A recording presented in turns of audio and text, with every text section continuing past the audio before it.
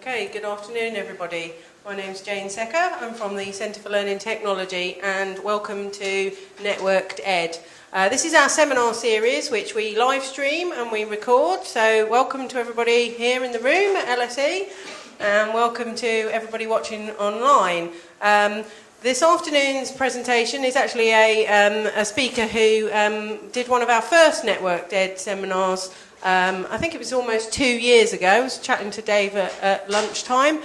Dave White, who is from the Technology Assisted Lifelong Learning Centre, which is an award-winning centre at the University of Oxford.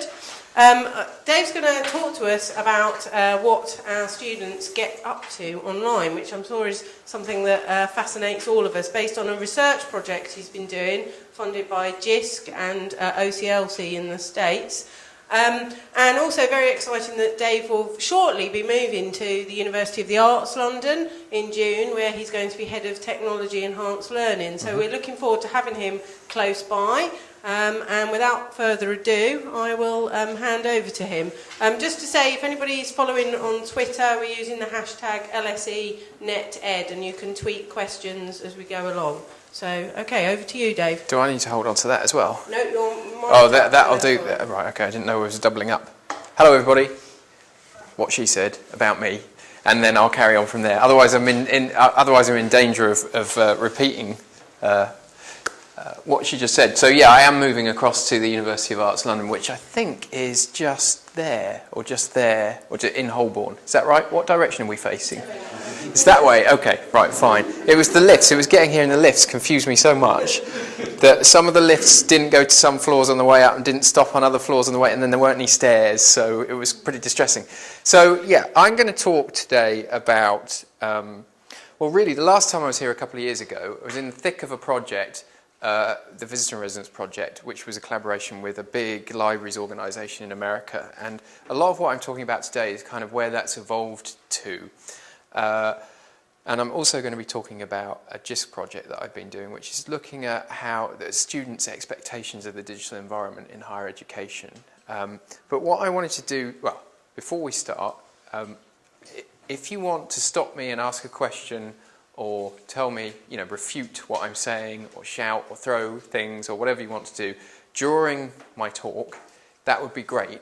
Sometimes it's better to have the question on the specific point rather than at the end.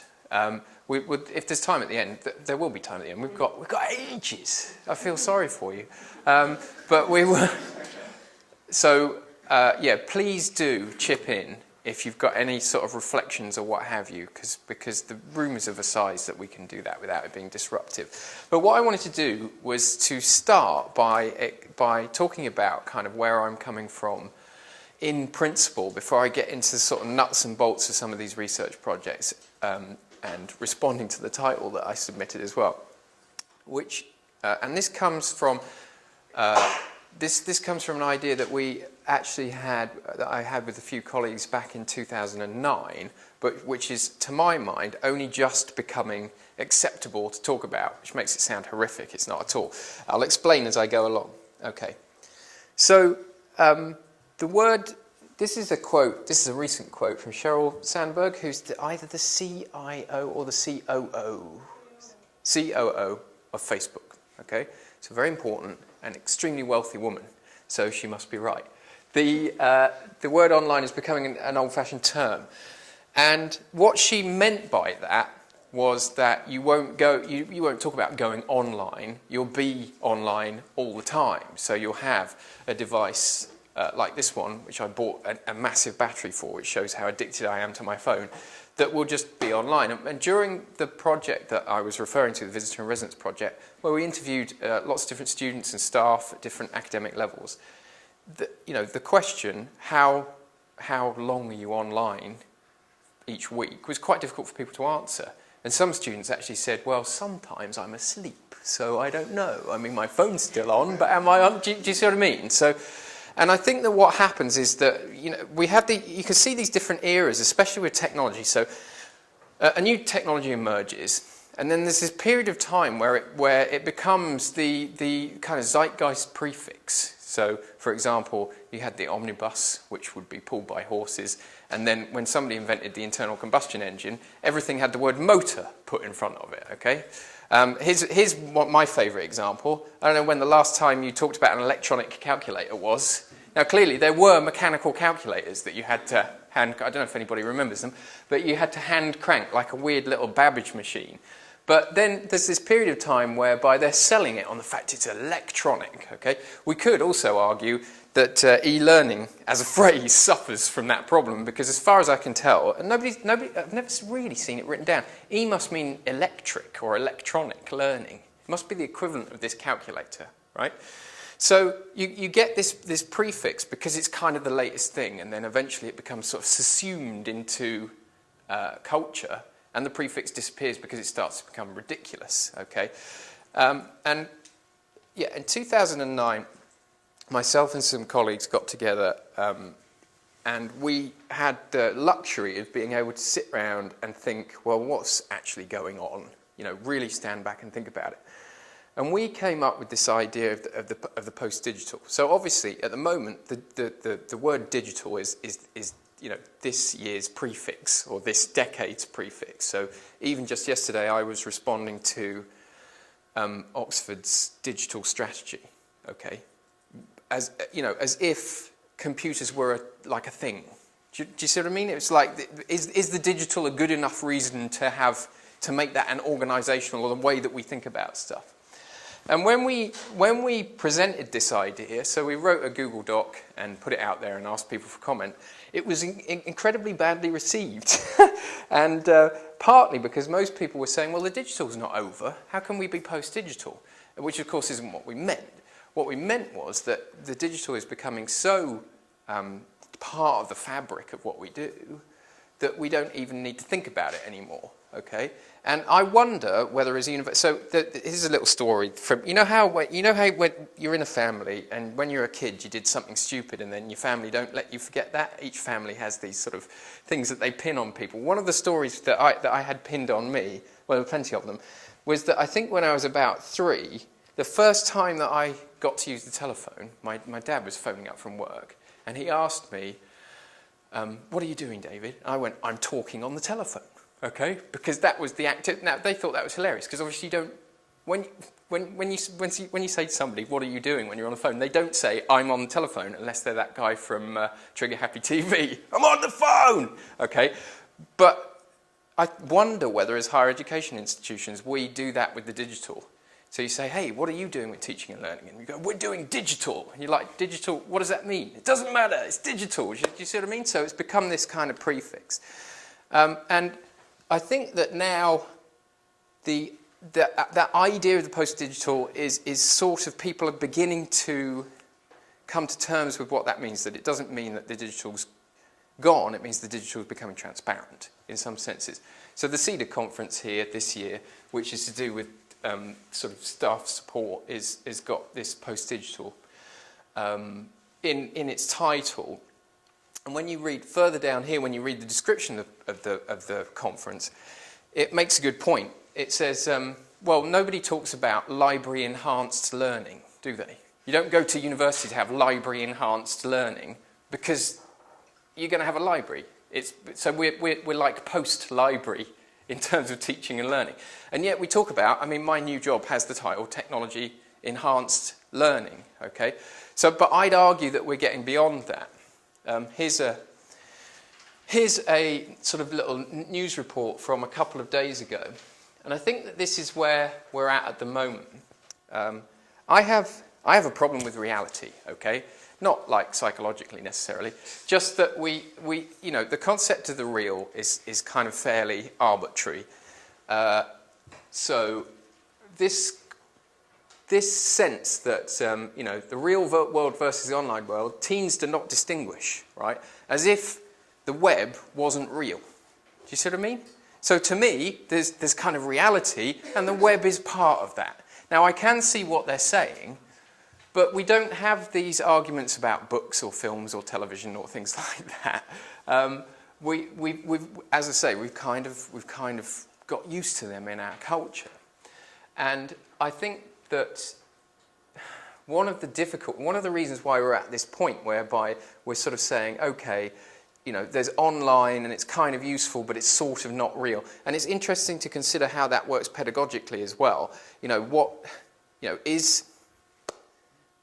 If I show at somebody a book, a physical book, and then say, but this book also exists as a website, which one's more legitimate? Then a lot of people say, well, the physical book is a better source. Do you see what I mean? Because we haven't quite got used to the idea of online being real in that sense. It's a kind of otherness to it. And I think one of the reasons is to do with space, okay? In the sense that, wow, that comes out very dim on there, but that's London from a long way above. It's very difficult to conceive of the digital because it is virtual. Okay, I think that our brains are much more closely wired to think of things that are physical. Okay, to imagine, so it's easy for us to conceive of a library. Obviously, libraries do an awful lot of digital stuff as well. I'm not saying they're just books. But it's easy for us to conceive of things that exist physically in the world. And it's quite difficult for us to culturally take on board a space which doesn't physically exist, but is nevertheless a space to my mind. Okay? And so we have to go about conceiving of the web in lots of different ways. And there's a really great project, and these are out on Flickr, that basically says, draw the internet and indicate where your home is. Okay? That's the only instructions, and I'm going to show you 2 or 3 of them. So this is not my project, it's just out there. And it's really fascinating. Okay? So here's a good example. That's somebody's interpretation of the internet. Now, I think that person has been around for a little while because that's kind of like a sort of server farm network view of the internet. Okay? So that's how they're considered. Because if I said to you, draw me the internet, it's actually quite an interesting challenge. And I think, so their home's here, connected by Wi-Fi to this massive network of computers. Here's a slightly different example here. I quite like this one. That's the internet. So I don't know which ones of these sort of most closely chime to your perceptions of what the internet might be. This is the more kind of, it's all a bit random and squirrely, and presumably these little boxes are other computers. It's difficult, yeah, there might be other computers, there might be other people, and there's a little red box down here, which I think must be their home. So that's another view. This one's good. This is the kind of, the information, through my computer and out the other side. That's the very, single computer centric, but that sort of idea that there's just a massive amount of stuff that gets piped through and then, I don't know where it goes. But, again, an interesting attempt to visualize something that is entirely imaginary in some senses. Okay, I think it's one of the reasons why we have difficult. We've got e-learning groups, we've got social science, groups, we've got IT, and every one of these groups has a different perception of what the internet is. And then the final one that I'll show you from this project, which I really like, is it's a bunch of smiley faces. So the internet is people. Okay, is connections to people. And so to me, this would be, so instead of home, they've got me. Okay, so they're at home wherever they are, presumably in their own psyche. So we've got these sort of different perceptions, and this to me would be a good example of kind of a post-digital view of the internet. So you say, draw the internet, and what they've drawn is a bunch of people that are kind of just all floating around. In the same way that if I use the telephone, I actually talk about the conversations I have on the telephone, not the telephone itself. Okay, and so contrast that with the first one, which is more of a kind of sort of IT infrastructure view. But all of these things are the internet to certain people. Okay, so but I think that the challenge we've got here is, at conceptualizing the virtual and what that means to us. And in terms of higher education, I think that's a genuine challenge. Is how do we go about talking about and using the digital when it's really such a huge subject? Okay, and in 1996, you might have done, if you were doing a PhD, you might have done a PhD on the internet. Do you know what I mean? And said, I'm going to do a PhD about the internet. Well, you wouldn't do that now, would you? Because it would be like saying, I'm going to do a PhD about London. You know, it's just too huge. So, and this is something that I mentioned last time, so I don't know how many people... So this is my way of dealing with those kind of challenges. And this is the mechanism or the method that I've used to try and get a sense of how people engage with the web for learning. Okay, so I'm going to go through it quickly. Some of you might have been here last time. Some of you might know about this or not. But how many people know about the Prensky's idea of digital natives and digital immigrants? Hands up. Some people, but not all people. Okay, that's fine. So a while ago, I suppose about 13 years ago, a guy called Mark Prensky came up with this idea that if you grew up with digital technology around you, and he was actually talking about games, then you would be native to that technology. You just understand it. Now, the actual metaphor is a metaphor of language. So the idea is that if you grew up with that technology around you, then you learnt it in the same way that you'd learn your first language, the same way I've learned English. But if you're a bit older, and that technology came along when perhaps you were an adult, then you'd have to learn the technology almost like you'd learn a second language. So you'd be kind of an immigrant into that technology. I like to think of it as you'd always speak with kind of an accent. You'd always have to think it through a little bit. It wouldn't be quite as innate. And that became that just became a classic generation gap moral panic event. Okay, and for years people used that idea to basically say the kids understand the technology and the older folk don't, and so that meant two things. But the main thing was we don't need to teach the kids how to use the technology. Okay, and it's still a kind of problem now. I mean, I haven't got anything against the idea because you've got to start the running somewhere. So you do surveys in higher education, do surveys of what students are using and what technology they've got, and bring your own device, and you see the students wandering around with lovely laptops that are much nicer and more expensive than the stuff that they can use in the computer lab, and iPads, and etc., etc. And there's this immediate assumption that the students are good at using those devices for learning, when in actual fact the chances are they just own lots of lovely shiny technology. But the natives and immigrants idea encouraged people to think that effectively ownership meant competence. You see what I mean? And there are different competencies and all of that. So I came up with this idea around about the same time as a post-digital, as we were discussing this post-digital idea, which is visitor in residence. So I'm going to explain it briefly, and then I'm going to tell you what I've done with it, which is where I kind of move on from the talk that I gave a couple of years ago, okay? Because the areas, the work has evolved. So the idea that this is a continuum, and it's about modes of engagement. So it's about how people engage online, either for learning or not for learning. It's very broad, and it's not two boxes. So you're not a visitor or a resident. You probably engage in different modes of engagement depending on your context, depending on what you're doing. So, but what I'm going to do is I'm going to explain either end of the continuum to give you an idea. So in visitor mode, you will decide what you want to do, and this is where I put a metaphor on top of a metaphor, so brace yourself. It's a little bit like you perceive the web as like a kind of untidy toolbox. So you decide what you want to do, you rummage around in the untidy toolbox, you pick the tool you think is going to work for you, you go online, you use it, you put it back, and then you close the lid. So significantly, you don't leave a social trace, all right? It's quite functional from that point of view. A good example of that would be, hit Google, read a Wikipedia page, wander away again. Do you see what I mean? You're not leaving a trace. But we spend a lot of time in that mode. The resident end of the continuum, you're going to be thinking about the web as a series of spaces or places. So this is where that idea of space or place comes in. And I think this is quite fundamental, because there are an awful lot of people who do effectively engage with the web as if it was a space or a place. And what makes it a space or a place is that other people live there. Do you see what I mean? So when you go online as a resident, you're going online to be with other people or to connect with other people at some level. So social media is very much up this end of the continuum. And you will leave some kind of social trace behind. Okay? The extreme end of residency is about visibility. So you'll be very visible. So for example, activity at the extreme end of the continuum will be stuff that basically you can find by Googling.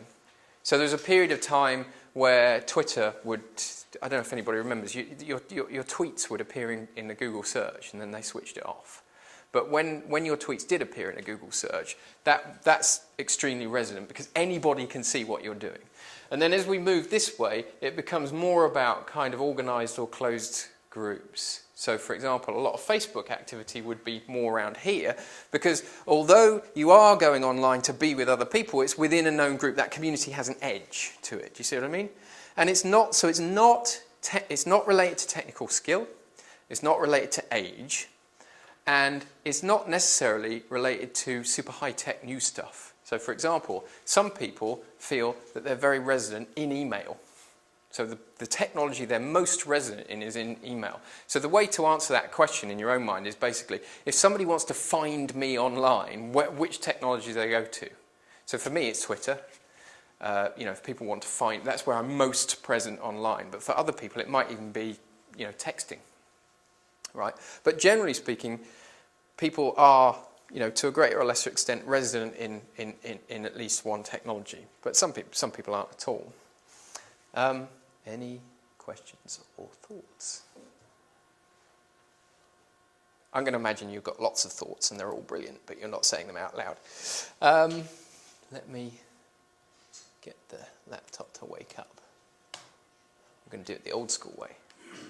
Okay, so we had this project where we were using that visitor and resident continuum as a kind of framework to understand and to analyse quite a few interviews from the US and the UK, and I spoke about that because that's what we were doing at the time a couple of years ago. But what I want to do this time is to talk about how I've kind of taken that work and made it more practice-focused, quite fairly pragmatic, okay?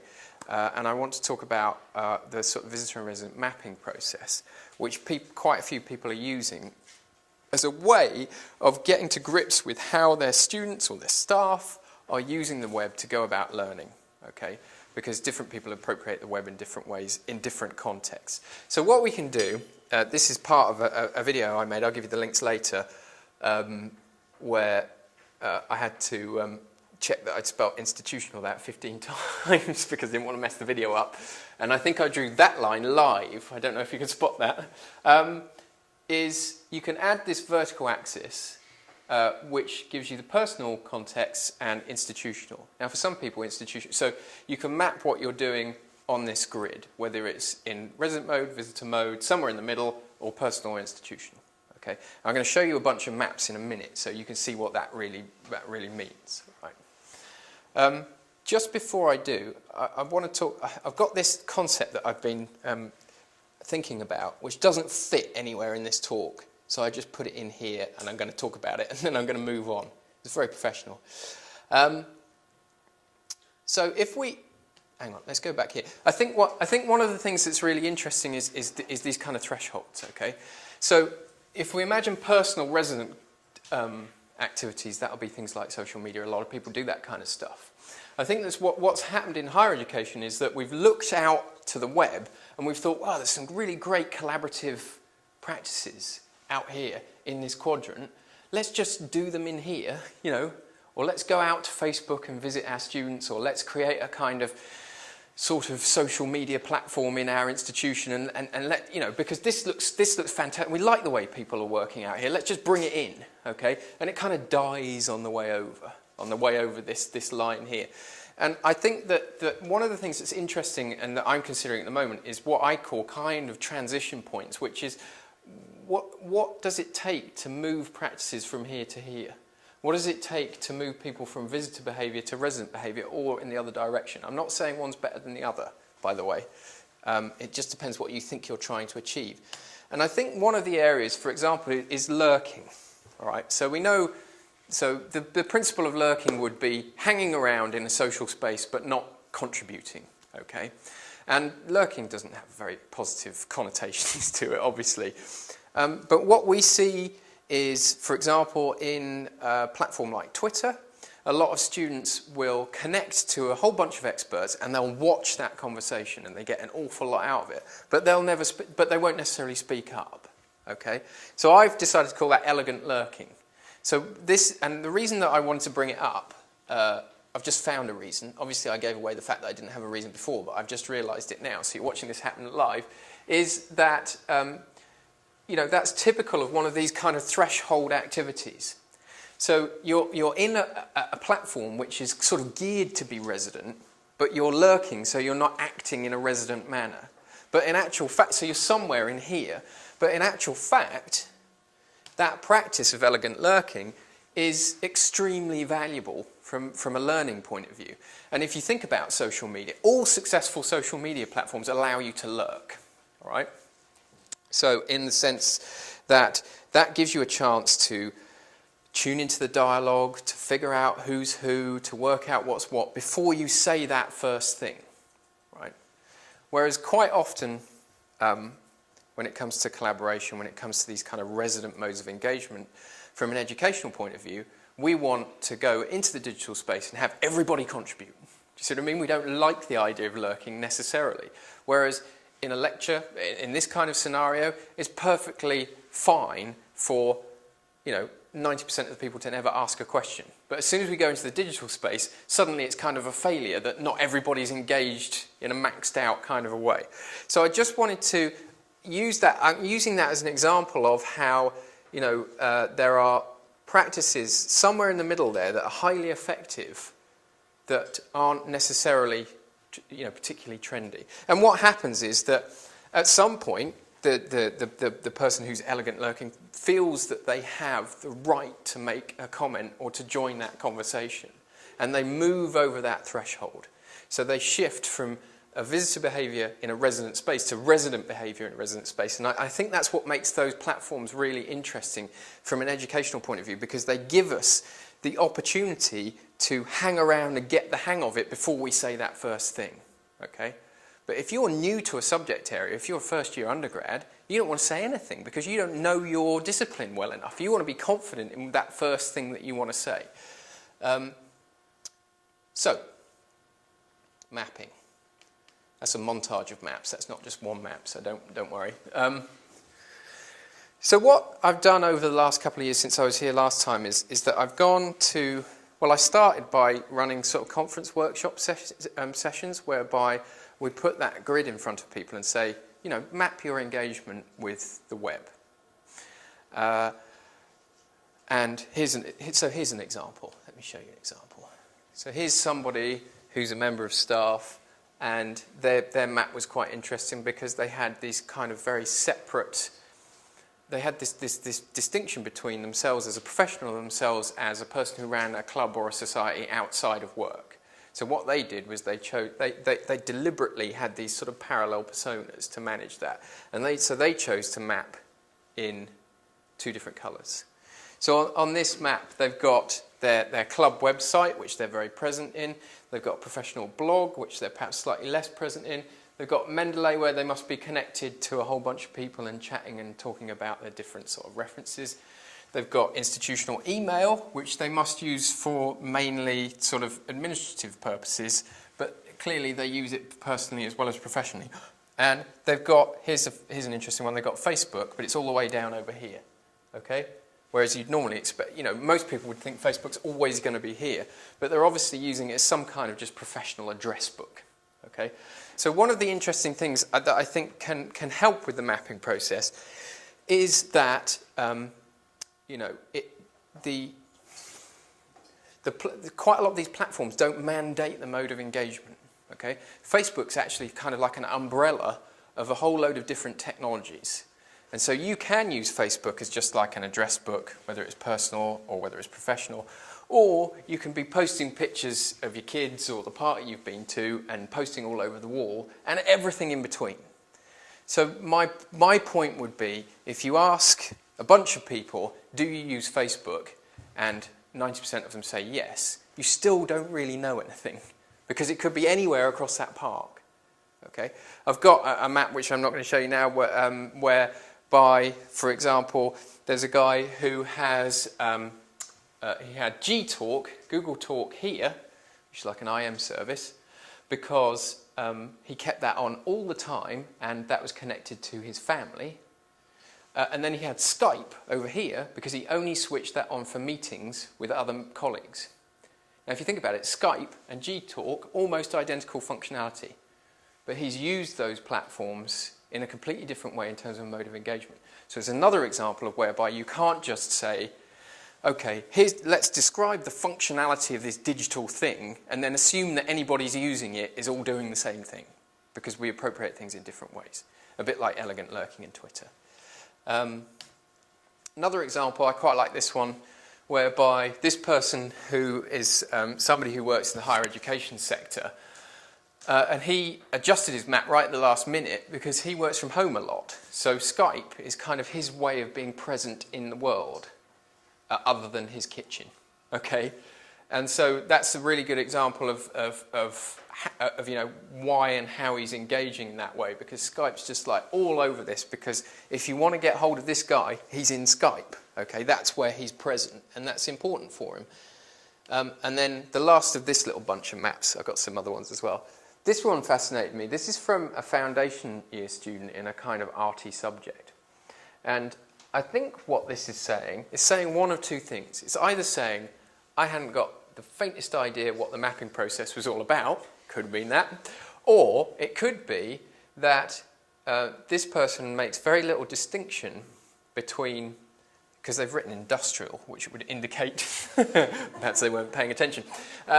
So I only just noticed that.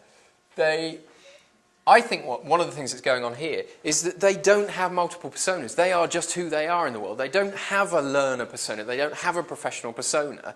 They don't make any distinction. To me, this map says, I use 5 or 6 things and I just use them for anything, whatever, I don't care. Do you see what I mean? I'm not thinking about splitting up my world or the way that I engage things. There's just this block of stuff. I just use this stuff, okay? So we do see some people that have maps that are very controlled and dispersed, and we see other people that have these highly converged maps. And one of the things that we see is this concept that we call decompartmentalization, which is whereby the technology, and you know, discussions go on about this. The technology is quite pervasive, and that's the business model of people like Google and Facebook, and the tendency is for this kind of role convergence, if you see what I mean. So it's very difficult to keep these things separate.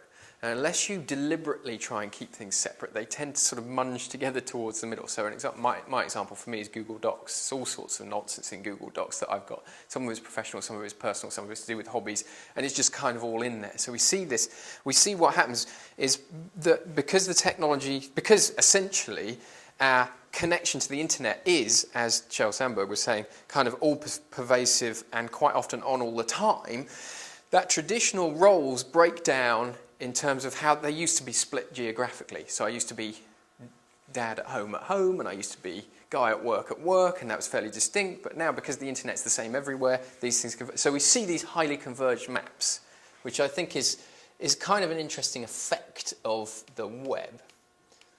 So, any thoughts, any questions? Yes? I have a question for Professor. Oh. Can you use the microphone just for live streaming? Talking of converged spaces, there you go. Indeed, very timely. Questions? But the trouble with converged spaces is some of them require...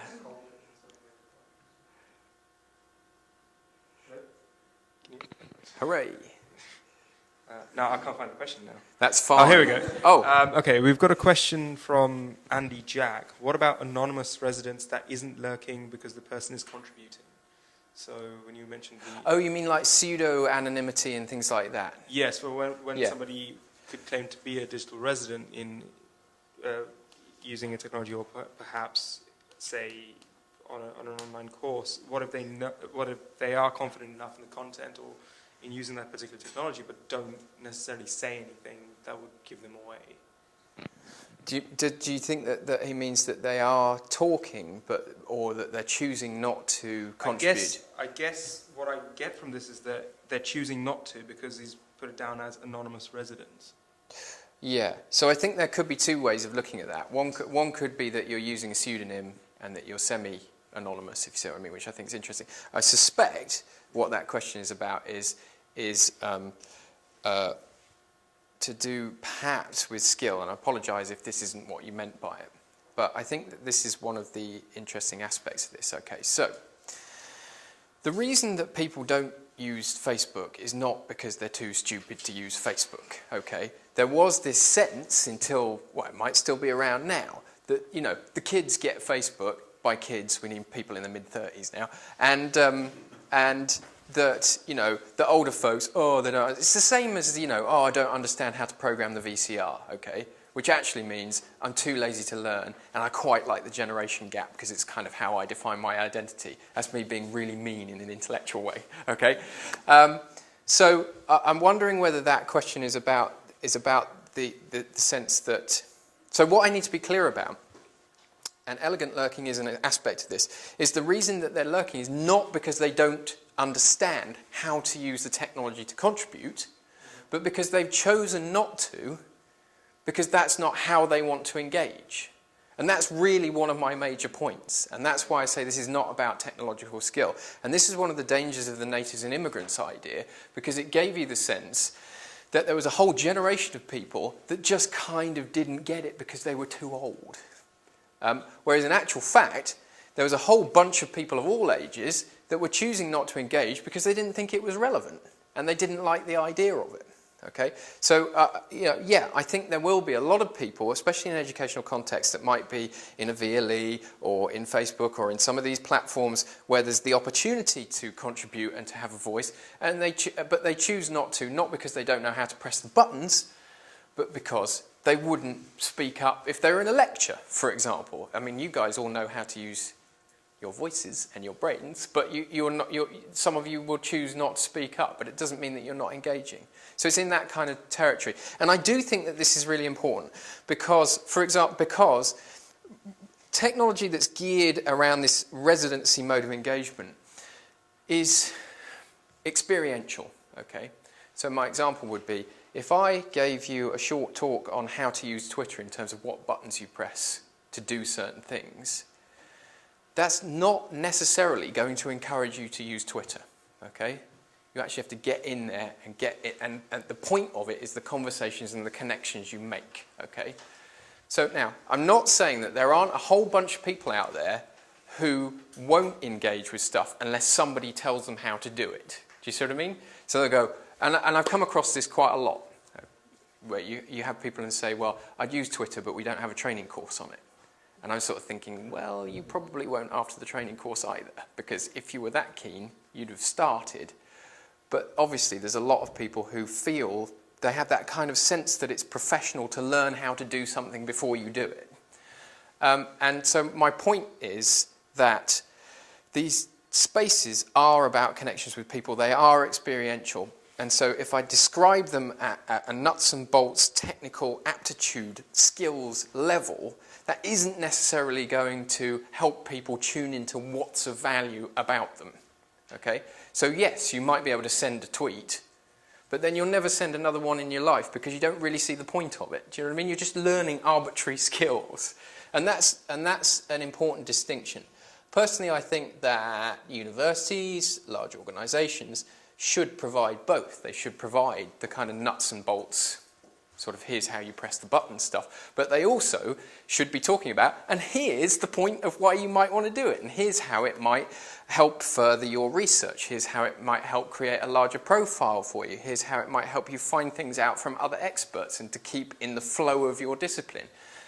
Sometimes, because it happens to be digital, going back to the post-digital thing, that our approach as institutions to these things has this kind of slightly IT sort of philosophy to it, which is, you know, this is a machine and I need to teach you how to press the buttons and turn the knobs and dials. When in actual fact, what we need to teach is the relevance of the practice that happens to take place in a digital space.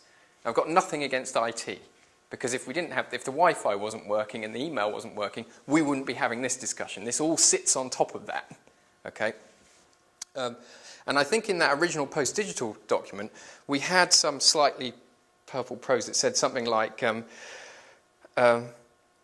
we're interested in what plays out on the canvas of the digital. Okay, slightly pretentious, but that what the canvas is made out of, we weren't, the fact that it was digital wasn't the thing that we were focusing on. We wanted to know about the practice that was taking place.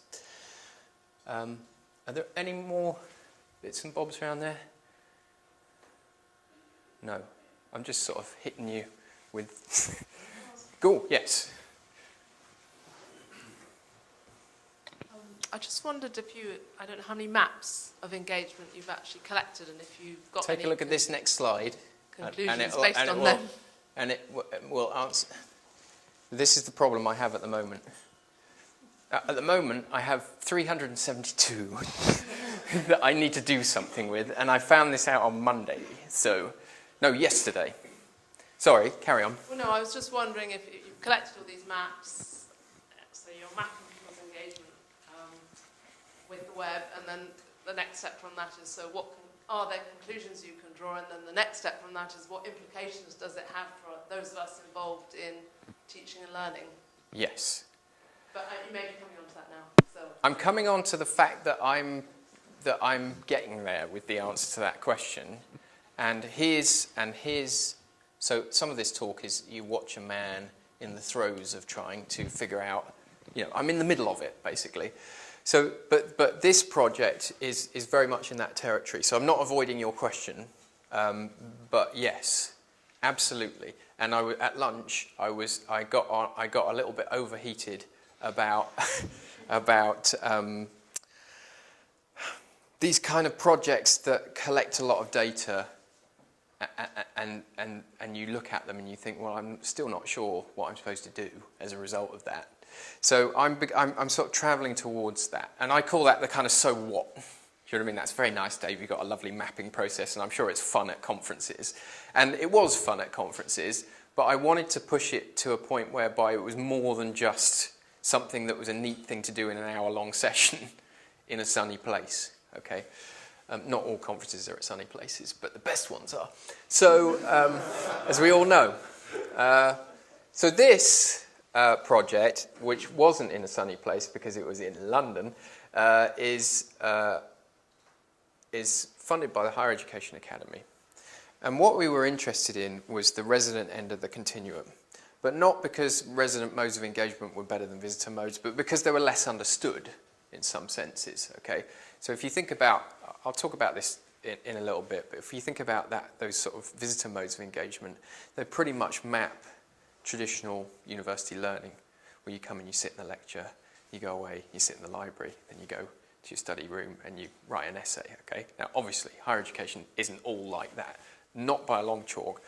But that sort of traditional conception of it, I mean, one of the reasons I bring it up, because if you ask secondary school pupils what they think higher education is going to be like, that's what they tell you. They go, oh, I'm going to have to sit in the library and I'm going to have to write lots of essays. So there is that perception. And what we did with this project is we wanted teaching teams, okay? I was really keen to get teaching teams. I think that sometimes that's underestimated, is that the group that makes in my opinion, the group that makes the most influential decisions on the actual teaching and learning experience of students is teaching and program teams. And sometimes, in terms of education and technology anyway, sometimes we talk about policy, and a lot of time we talk about students, and I think we miss that middle bit out, where in actual fact people are designing modules and giving lectures and really that real day-to-day practice. So this project, we asked people to apply.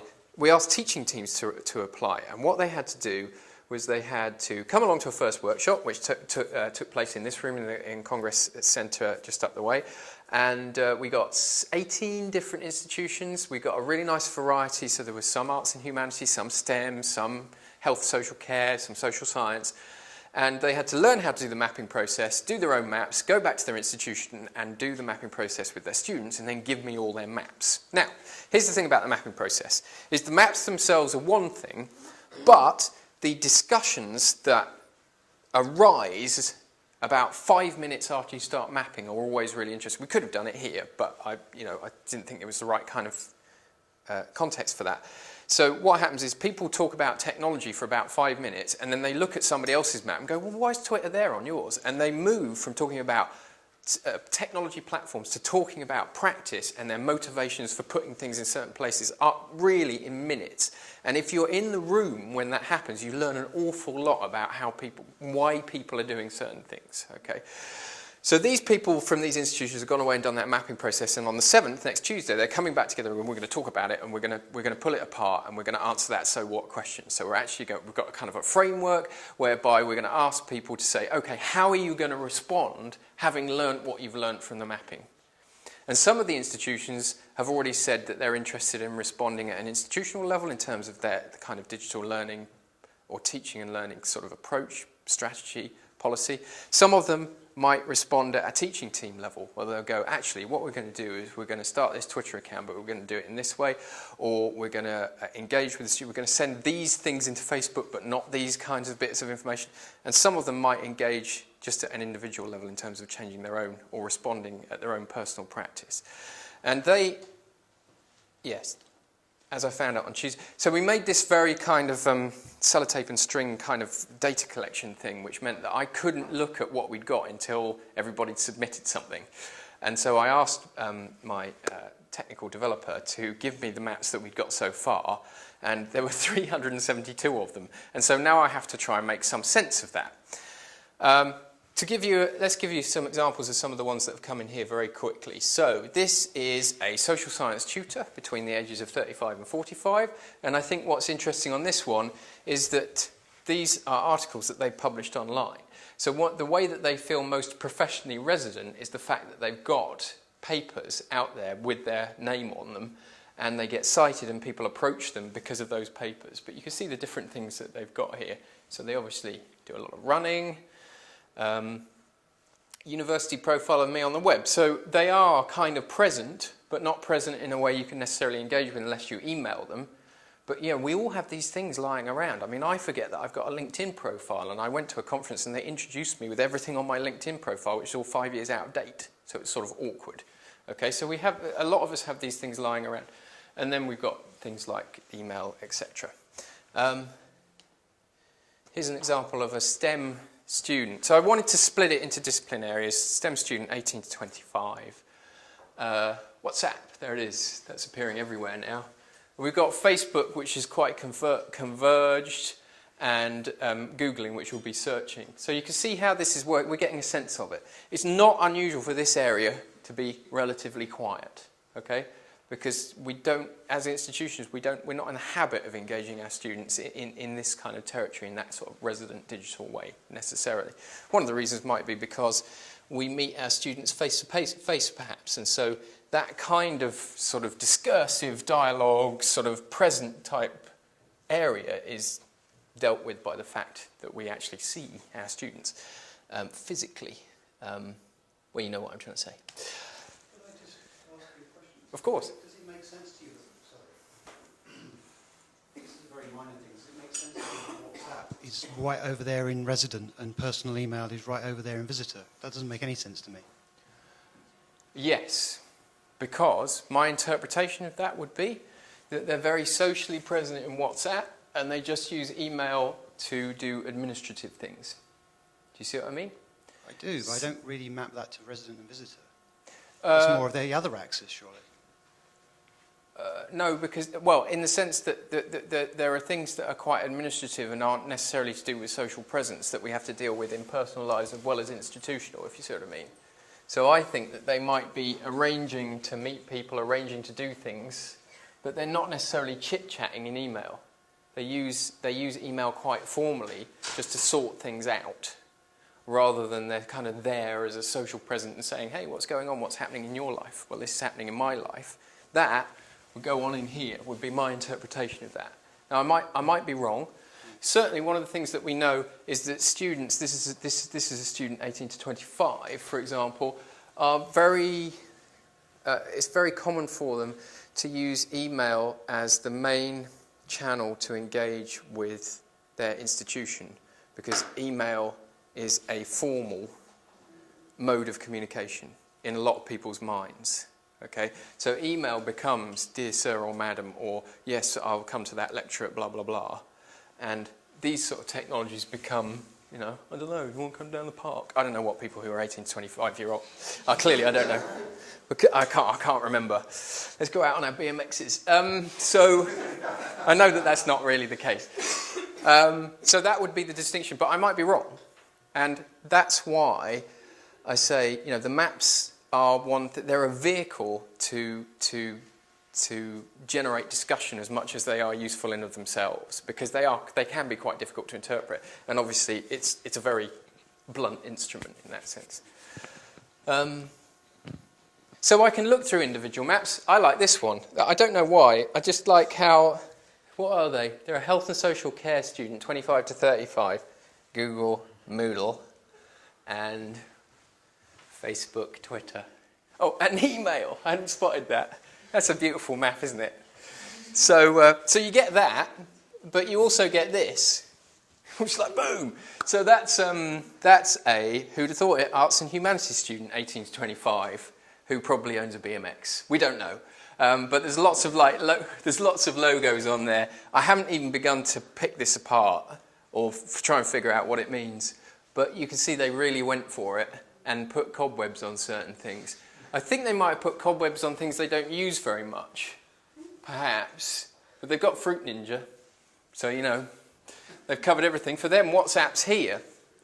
So I think, you know, they're probably sort of elegantly lurking in WhatsApp and not contributing very often. So again, you know, it's difficult to know. You'd have to actually talk to the person to double check, but I think we can take a reasonable guess. E-books, library catalogue, database.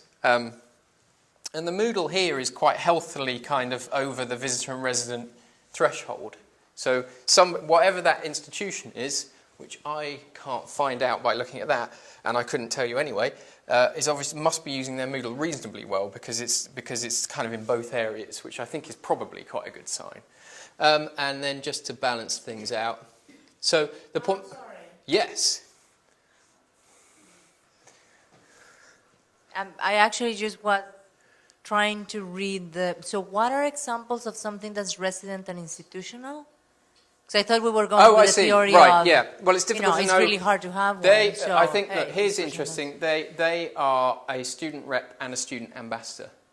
So that's one of the reasons why they're quite resident in that institutional context. Now, the actual spaces, they're saying something Canvas there. So I'm not sure what that piece of technology is. It might well be something that their institution provides. Am I understanding this correctly? I thought it meant there's something online you stay logged on through the day that is institutional, which is actually very interesting.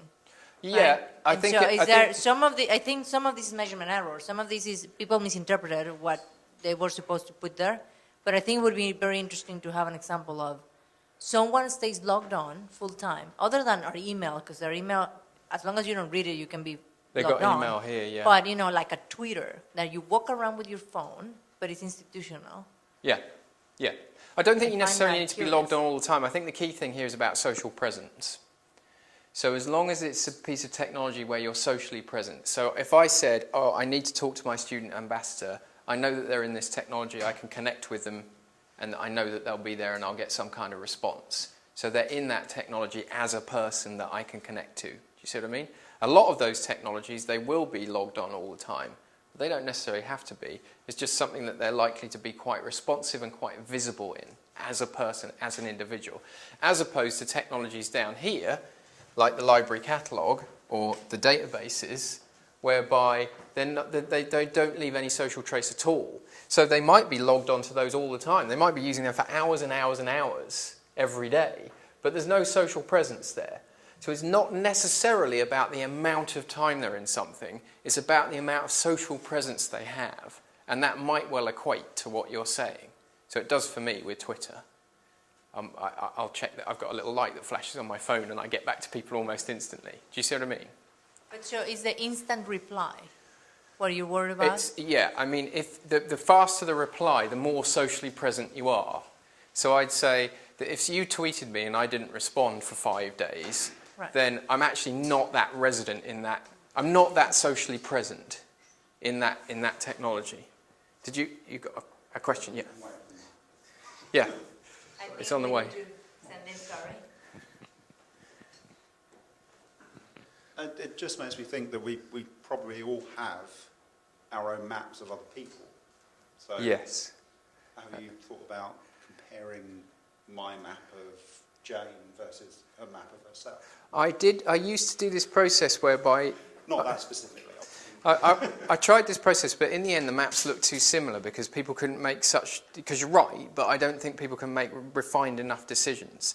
So I had this process that we did in a pilot for this project whereby you do your own map, and then you do a map of how you thought your students engaged, and then you get the students to do their map of how they thought they engaged and see what the differences were. But in the end, because it's quite broad and involves the personal and the institutional, it was too nuanced, basically. But yeah, I think you're right. And I know that, for example, just with me, there'll be people who have different maps of me, and there'll be bits of my map that I won't let other... So a great example of that was when my mum rang me up and said I'd spelt whiskey wrong because she'd started reading my tweets. And I was like, okay, I'm going to have to change how I tweet. So what happened was that in some senses my Twitter was like a block here, because I used to come into work and go, oh, I don't want to be here, it's rubbish. And then a whole load of people that fund me and members of my own staff started to follow me. So it gradually became more and more institutional and got sucked into that institutional context. So some of these have a kind of direction of travel. So I think, in answer to your question, I think that would probably work to a certain extent, but it's almost too nuanced, and you don't want to rely on the maps too much. That's why with the HEA project, I quite specifically asked people to get students together and do it all at the same time and listen to them talking, okay? Because that was kind of important. Was there another question? Yeah. You better mic it. Oh, yikes. We've got a highly resident audience. Yeah. Yeah. So we've got a question from Vicky Dale. Do digitally literate experts know when to use /abandon rules, but novices apply technical rules regardless? Right. I'm going to answer that question in this way. I think that each digital space or place has its own dialogue, its own its own dialect, okay? And it's difficult to split these things up. So let's say Twitter has a certain mode of speech, all right? And you can spot people that are novices because they're kind of talking. And it's also like text speak and things like that, okay? So you can spot people who are novices because they start by writing an idea or a thought across 5 different tweets. Do you know what I mean? Because there's not enough room in one or something like that. So I think that that's another reason why elegant lurking is important, is to tune into that dialect. The other thing that makes it more complex is that given communities within a given platform have certain dialects as well. I think what's happened with the web is that, I'm not helping you respond in Twitter here, am I? Yeah, I think what's happened in the web is that we have this explosion of different dialects and different modes of speech, because people like to define their community by these kind of in terms or in modes of talking. And you can even see them on Twitter. I mean, I talk about Twitter because I'm in there a lot. You can even see certain memes or modes of speech appear and then disappear, over time. Depending on the community, depending on the context. So, I can't remember the question, but yes. Did you have another? I'll come back to you in a second. So just to balance things out, here's a tutor who's between 55 and 65, okay? So I really want to make the point that although there probably are age-related trends in terms of activity over here, they're certainly not they're not as powerful as you might imagine, okay? So this is somebody in the health and social care area, and you can see, I mean, they're super institutionally resident on the exciting sounding planet chemistry, okay? But, obviously they post a lot to Flickr, and presumably they actually sort of chat to people in Flickr and comment on other, different people's pictures. I mean, Flickr is a typical platform of whereby you can be more or less socially resident in it. So some people will post stuff and never comment, and some people will be all over the groups and commenting and really tied into it as an actual community. And then PubMed, Web of Science. I don't know what that is. Does anybody know what that is? Is it? Wow. So this person is all over the Web of Science, whatever that means. I'm not sure how to interpret that. Email, library, and then LinkedIn with an artful angle there. The green is Web of Science. Yeah, the green is. Their whole life is web. We had this interesting thing with this. It was a librarian in the US, and she said, "I don't have a vertical axis. The library is my life." Okay. She was there going. No, and then when we go out, that's the library, and then when I did, no, that's also the library, and she just threw it away. So I don't know what that means. I think quite often librarians are very committed professionals. Let's put it that way. So it's all very well looking at all these separate maps. The question, to my mind, in a research sense, was, how can I come up, is there any way of looking for trends, overall trends? Is there any way of grouping things? Is there any way of getting a sense of a bigger picture that isn't just a bunch of separate maps, okay? But what I didn't want to do, and again I was getting heated about this over lunch, was turn everything into a bar chart or a percentage, because I'm personally sort of against that idea of representing. I think too often people who do qualitative research feel the need to present it in a quantified manner, i.e. numbers in some form or another. Otherwise they don't feel like that it's solid or real. Whereas I prefer to keep the qualitative in that space, but clearly there's no good just flicking through hundreds of individual maps and going, look at that. As I say, the individual course teams, I'm hoping, got a lot out of being part of the conversation. But so here's what I did. This is quite, okay, so this next image looks like something from a Dan Brown novel, but what it is it's 27 maps layered on top of each other, okay? And what you can see, and then I've put this sort of heat map sort of gradient on it, just Photoshop fun, essentially. And you can see that there are these sort of general areas where things are more lively than others. As is quite often the case, as I said, this area is fairly quiet. But what I'm hoping is that this allows me to extend this sort of method of looking at how people engage into a more sort of overview or grouped way. But we shall see whether anybody feels that that's meaningful or not. I mean, as you can see there, you can identify where a group of students is engaging more. And you can also go back in and say, wait a minute, there's one or two students that are kind of lively down here. Perhaps we should talk to them about what they're up to and how come their practice is different. So as long as you can trace it back, I think you could identify some potentially interesting practices that you might well be able to then extend or make good use of. Any questions there? I've kind of come to the end of a kind of section, and then the next bit's much faster. Yes? You're going to need the microphone. I can just yell. It doesn't, no, you see, that's for the web. That's for the web. But still, it wouldn't pick it up? Oh, well, either way. It's not on, so what do I do? Just hold the on button and then you should see a blue light flash across. It's a team effort. Yeah. So is there, it's for educational technology purposes, is there a hypothesis, or is this obvious, just not to me, that resident is better than visitor? No. That what we need No, is tools to make them resident? That's not what I'm saying. I mean, Okay. I mean that's an area that requires further discussion. Here's what I'd say here's my opinion on that, okay? Which is that if you want to be successful at higher education, you probably want to be really good here. Because most people end up sat in an exam, which is the most visitor mode of engagement ever. 3 hours on your own at a desk, just you and your brain. Do you see what I mean? So I think that if you want to be successful at doing your course, the chances are you want to be active here. You mean in the past? And now. Okay. My office is next to an exam hall in Oxford, and I see 300-400 students troop in at a time and sit at a desk on their own for 3 hours. That ultimately is what decides how well they've done at their course. That is not a collaborative activity. This is what I'm saying. The way that we assess students tends to be highly visitory in terms of it not being connected, not being collaborative, not being together, separating people out. Okay? So there's that end of it.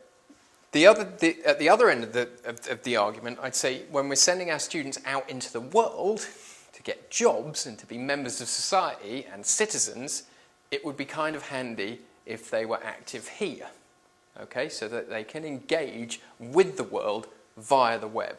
And a lot of institutions have graduate attributes, I don't know if you do at LSE, whereby the institution promises that as well as the piece of paper that you get that says, well done, you passed this degree, you will also have certain attributes. And Brooks University has a graduate attribute that says you will be a relevant member of online communities and you will be able to engage in your field or discipline online. Do you see what I mean? So I think what higher education institutions at the moment have got a very large job to do, because that sense of becoming qualified, of becoming an expert via traditional assessment is still very much there and very much in this territory. But if you want to become a relevant member of your community or discipline, an awful lot of it's beginning to take place here. And I think everybody, whether they're a member of staff or a student, has to decide how much effort they put in either place. So to use myself as an example, do I spend a lot of time tweeting, creating videos to go on YouTube, engaging in that kind of debate and discussion that takes place in blog posts and comments within my field, or do I sit down and write a whole load of peer-reviewed journals? You know, I have to decide what I do, because both economies, I'd like to think of them as credibility economies, they both exist. So I think from an educational technology point of view, the answer is we have to do both. To what extent will come down to the specifics of the discipline, the context, the character of the institution, and also what the students feel that they want from the institution as well. So a good example of that would be, I'm about to go to the University of the Arts, whereby the students had better be reasonably visible here, because arts pedagogies have an integral audience. The sense that you're going to make something, you're going to have your own practice, you're going to put it out there in the world for comment, is integral to arts pedagogies. Okay? Whereas plenty of other, and we were talking about it over lunch, plenty of other discipline areas, there is no audience. You're learning a set of principles, theories, rules. You're becoming an expert within a very defined space, and then that's assessed, and then you are qualified. You are a professional to a certain extent. Do you see what I mean? Whereas in things like the arts, you have to build your own practice. There's no point in saying, you know, I've got a BA artist, employ me as an artist. It just doesn't work like that. So it's quite, you know, it's quite a nuance. It very much depends on where you're coming from and where you're at, the answer to that question. But I think ultimately the answer is both. And when we look at students, say, so somebody's done this on a biochemistry course in Leicester, he mapped his students to visitor and residents, and even though it was a niche subject and a very specific set of students, they mapped across the whole continuum. So, you know, I think you just have to be ready to engage your students across the board. You just have to decide where you put your effort in. So, with that in mind, here's a few things that you could use if you wanted to. We made what's called what are they called? An info kit. So a lot of what I've been talking about, a lot of what came out of the Visitor and Residence project, we put into this info kit, which includes information on how to go about that mapping process. So if you searched info kit and evaluating services, just called it evaluating digital services at Visitor and Residence approach. It's not really evaluating services, it's evaluating how people engage with services. But that was kind of the wrong way around for Jisc. Okay, those are people that funded the project.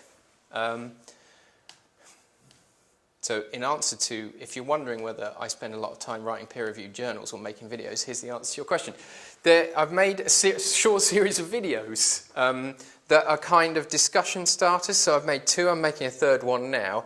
And the first one talks about the visitor and residence idea, and the next one talks about this notion of credibility. And, you know, what's credible practice now that you've got that whole continuum? You know, is it credible to Is it more credible for me to have 20,000 Twitter followers, I don't have 20,000 Twitter followers, or to have 3 peer-reviewed articles, depending on what, do you know what I mean? How do you figure that out? And NetSkills also run the mapping process as a piece of consultancy. Very quickly, I'm going to talk about this next project here. Digital Student Project, where we're looking at incoming students' expectation of technology in higher education.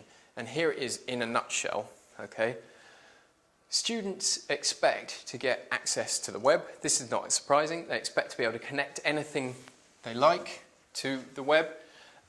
They expect a VLE to have a bunch of stuff in it, okay?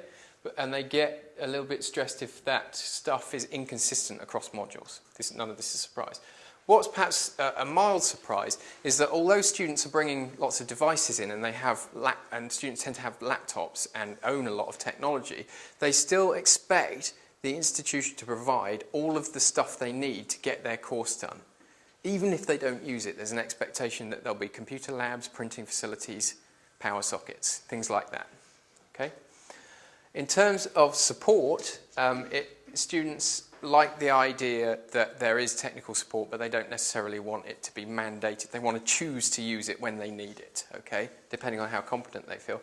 And practice, in terms of their teachers' practice, I think that what we're hearing is that students just don't want, it's the what would have been not being able to use the overhead projector. I think students just don't want to see their lecturer flustering around at the front of the lecture theatre. They want a certain level of competency, but it's a relatively basic level of competency. Okay, they don't necessarily want their tutors to be all over social media and all the rest of it, whether you call that competency or not. Because I'd argue that using that piece of equipment is much more difficult than getting used to Twitter. One of the interesting things that come out of the project, and I think that this is an interesting challenge if you're working at an institutional level, around education and technology, is working with Helen Beetham, and she did a focus group with some experienced students, and it was intriguing that if you ask a point-blank question, you get a point-blank answer back. Okay, so you have to dig deeper. So with this question, if you say, what kind of support do you want, then the immediate answer is this one. I want to be able to use my own search engines and strategies to find learning content in the area of learning stuff. But if you dig deeper, then you get these kind of responses, which I'll let you read some of them. And I think one of the things we've been finding with this project is that it's quite dangerous to just survey and go by those results. I mean, that's great, and that can be very, very helpful. But you've actually got to question students or learners quite closely to sort of get behind that immediate answer, and that seems to be the same in quite a lot of areas. And so, just bringing this back round to the start, because I think I've got 10 minutes. One of the other interesting things is I'm currently doing some research into schools' use of technology and students' experience at school of technology, because that appears to form students' incoming expectations massively. And one of the interesting things about schools is they're quite didactic and they're learning quite transactional. Okay? So their use of technology is about moving content around. Because obviously in school you meet your students face-to-face every single day, and so there's no point in having a discussion online because you're in the classroom. Okay? And I think that this has a massive implication on students' expectations of how things like a virtual learning environment or things like that are going to be used at university level when they're incoming. And this concept of the post-digital as a threshold, I think, starts to become quite useful. So you can ask the question, well, when students arrive at university, what is post-digital in their own minds? Okay? What's kind of become completely normalized? So again, we have trouble. So when we say, oh, what sort of technology do you think there'll be at university? They quite often don't say Wi-Fi because they just assume it's going to be. We've literally had that conversation where we've done a card sorting exercise, and despite us trying to explain it properly, they put Wi-Fi and access to lots of information right at the bottom of this list on, and we said, well, why have you put it at the bottom? Surely that's important to you. And they went, well, it's important, but of course you're going to have that, so we don't want to talk about it. So it's become post-digital. And I think the easiest way of assessing what may have become post-digital to students is what level of writing you get when you switch something off. Okay, so if you switch the Wi-Fi off, we had trouble getting on the Wi-Fi in here, and it was a bit tense. If you switch the VLE off, if you switched off people's access, if you blocked Facebook, for example, do you see what I mean? You just know how people are going to react, and I think that's an indication of stuff that's become just like point blank expected, and that's why I like IT services, because they provide a lot of that stuff. Because it's easy to say, oh, as long you need to provide the nuts and bolts like Wi-Fi. Well, that's not easy. That's a difficult job to do. But if you don't get that right, we're not talking about anything else. Because do you see what I mean? And so we're layers and layers and layers and layers. And what I see is that, one way of perceiving it is that post-digital threshold is getting higher and higher. And, give it a few years, and I think videos of lectures, for example, may well become part of just what's expected. And so if you don't do it, what will happen is students will come along, and if you do it, even if it's really, really hard work, they'll go, yeah. But if you don't do it, they'll be really disgruntled because it's post-digital, or however you want to term it. I mean, that's my term. I keep banging the microphone. I do apologise. Okay. So lastly, very lastly, because I've got a couple of minutes, I want to lift the lid on some of these ideas, because I've been talking in a very practice-based focus. But behind this is some thinking on kind of educational theory, if you like. So this is my thoughts from the last few years. It's not designed to be, oh, it actually is legible up there. That's unfortunate. It's sort of better when it's not legible, because it just looks like a complicated diagram, and you sort of think, oh, Dave's been busy. There's actually a visitor and resident kind of split to that. So these were, I wrote down everything that had been bouncing around in my head out of these projects, and then started drawing lines. And then whenever I showed it to someone, they went, Dave, you might need to seek professional help. But this is how I think. I think in terms of concept maps and things like this. I don't think in a straight line. And what became clear to me was, obviously you get that thing when you've got hammer, everything becomes a nail. But what became clear to me was that, and it has been there from the start, from 2009, is that the way that you conceive what you consider education to be as a process actually maps in terms of visitor and resident in some ways, okay? And I'm not trying to sell the visitor and resident thing. I'm not trying to oversell it. I'm just using it as a mechanism to think about it. So I work with Alison Lecornu, who's from the HEA, quite a lot, and she was my massively overqualified research assistant way back in 2009. And she introduced me to this book, which is it's called Women's Ways of Knowing, but if you take the gender out of it, it becomes very, very interesting, okay? And at the HEA conference on the 3rd of July, we will be having our session will be having a discussion about visitor and residents and separate and connected ways of knowing, okay? So if any of you are kind of educational theorists or educational researchers, you might be interested in this. And this book postulates that there are these two kind of modes of knowing. So we're talking about epistemology, essentially, and the separate ways of knowing, doubting, listening to reason, self-extrication, has that kind of visitor feel to it, and was very much that traditional university or institutional mode, okay? The idea that you'd come, you'd sit and listen to a lecture, you'd go and critically evaluate some books, you'd be very much you'd be on your own, okay? Whereas this connected way of knowing, to me, maps onto social media and residency in an interesting but not, totally unproblematic way, okay? Sharing small truths. Hypothetically, that's what people do on Facebook, but I wouldn't have thought quite a lot of them aren't truths. Refusing to judge, again. But collaborating in groups and using personal knowledge. And to me, credibility and expertise are interesting words now, Because I think what the web's done is open up a whole new space where this kind of stuff can happen. That stuff can happen as well, that can happen anywhere. But it's opened up this whole new area where anybody can get involved.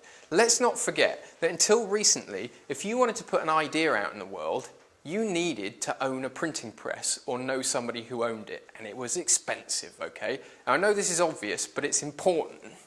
Whereas now, anybody can start blogging. I think sometimes we forget this about the web. Anybody can start blogging, and thousands and thousands and thousands of people could look at it. Probably nobody will look at it, but in the same sense, you could, I'm sure, you know, we've all had experiences of publishing something that was printed and nobody looked at it as well.